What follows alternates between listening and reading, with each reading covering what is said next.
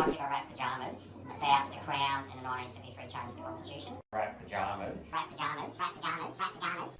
Welcome back, ladies and gentlemen. Today we're going to have a 2,500 word summary of Dick Yardley's book, Treason, Treachery and Sabotage. So let's get straight into it. Take it away, AI. Do the job for us. Absolutely.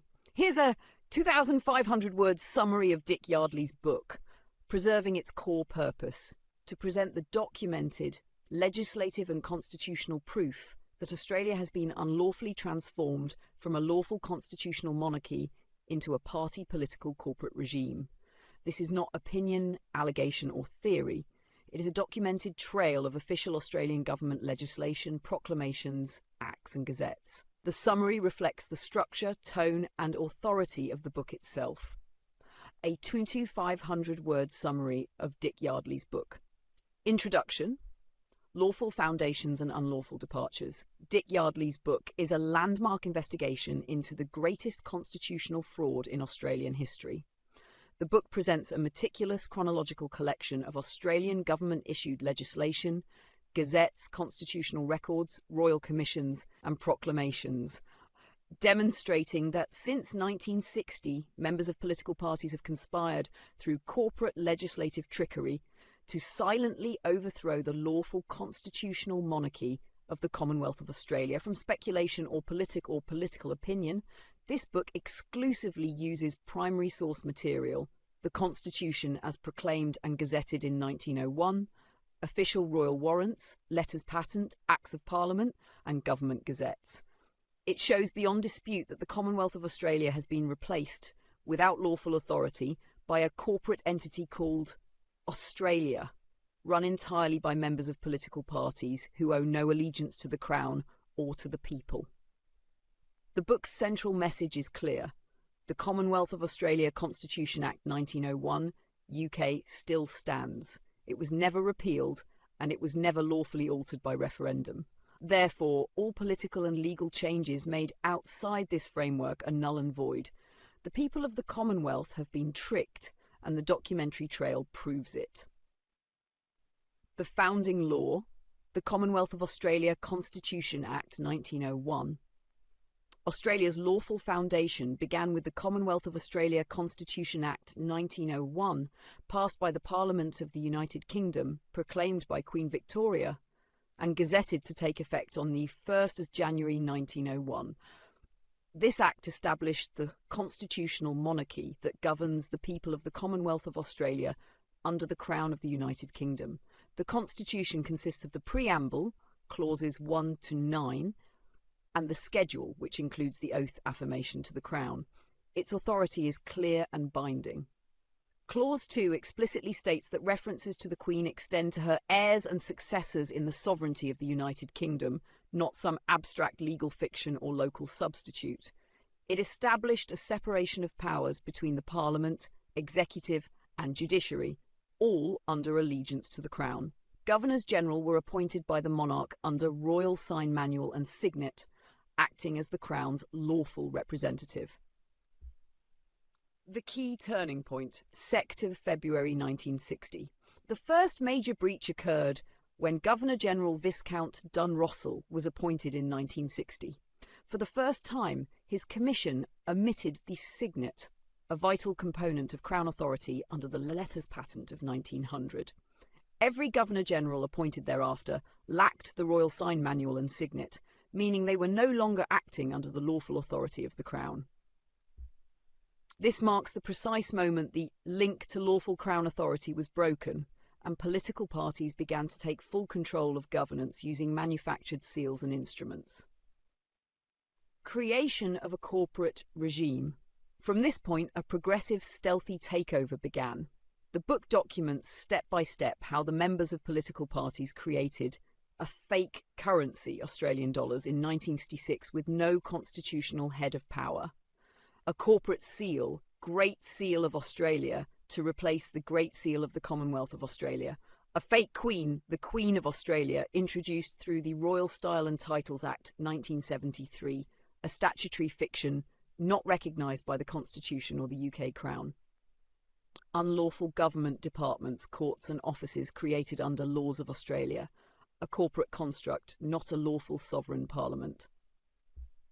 A counterfeit High Court, Federal Court and Australian Federal Police, with authority drawn from party-invented statutes instead of the Constitution. These developments were all carried out without a referendum, the only lawful way to alter the Constitution as per Section 128.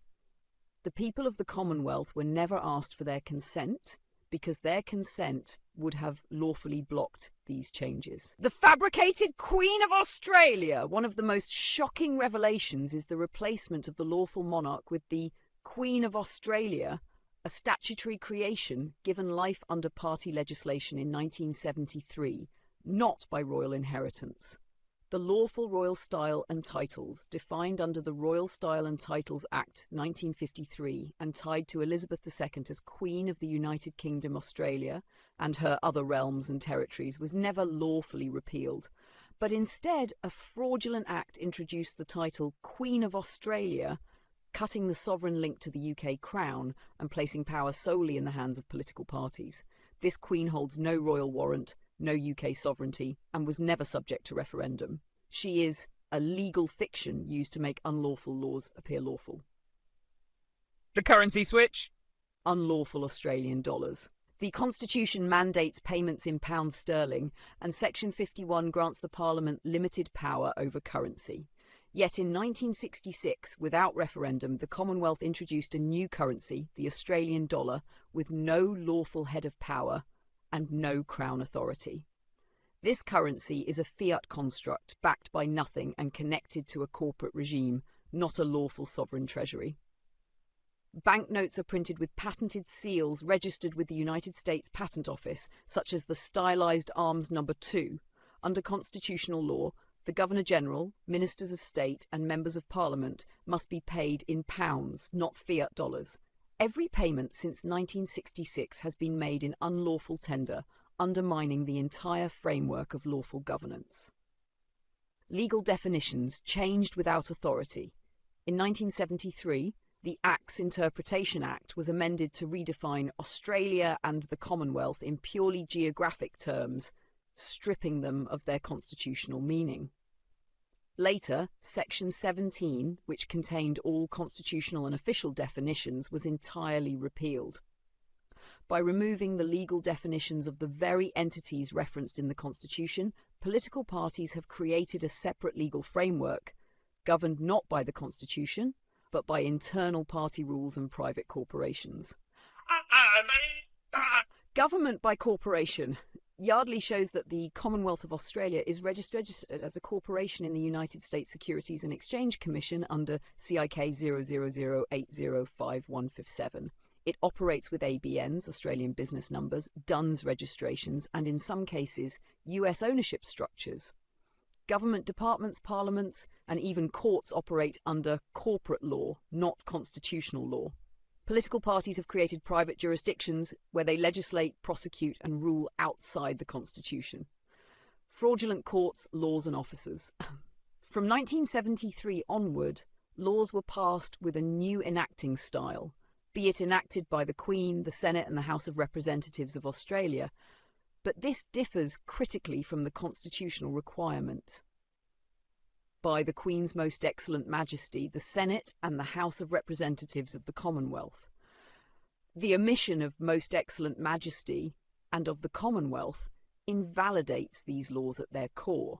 Likewise, the courts created under this system, such as the Federal Court of Australia, 1976, and the High Court of Australia, 1979 Act, lack any lawful constitutional foundation. Judges swear allegiance to the Queen of Australia, not the Crown of the United Kingdom. The Australia Act 1986, a nullity. Perhaps the most significant fraud was the passage of the Australia Act 1986.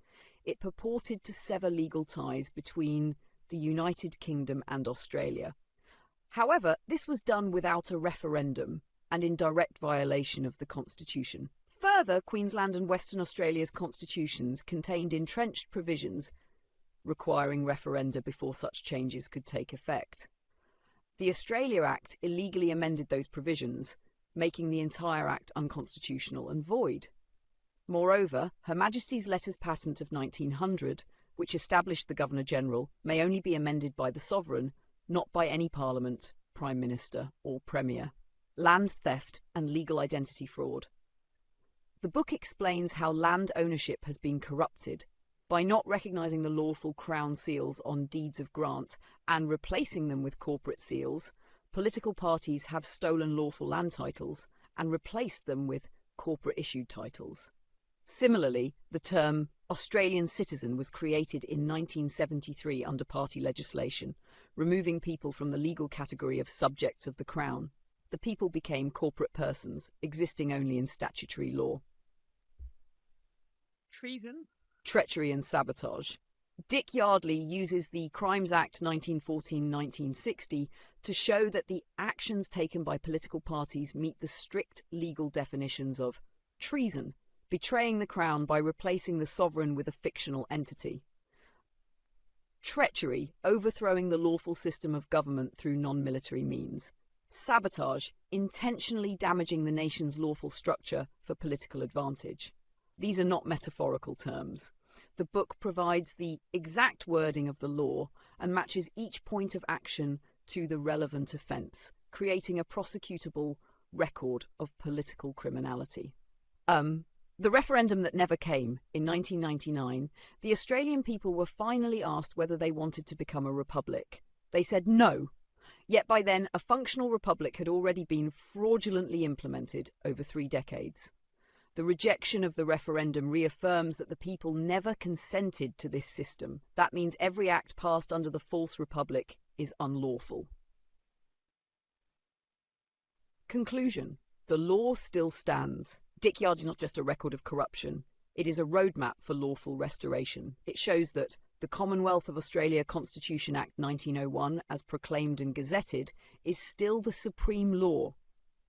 The people are still subjects of the Crown unless they knowingly and lawfully renounce it.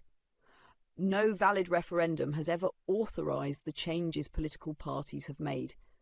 Therefore, every action taken under the corporate regime is constitutionally invalid. The people of Australia have the right and duty to reclaim their lawful sovereignty. This book provides the documents, references and tools necessary for that reclamation. It is a weapon of truth, forged in law, backed by evidence and dedicated to the people of the Commonwealth of Australia. How's that, ladies and gentlemen? The plot thickens. So we'll leave it there for this one and we'll come back with another one. Cheers, guys. All the best.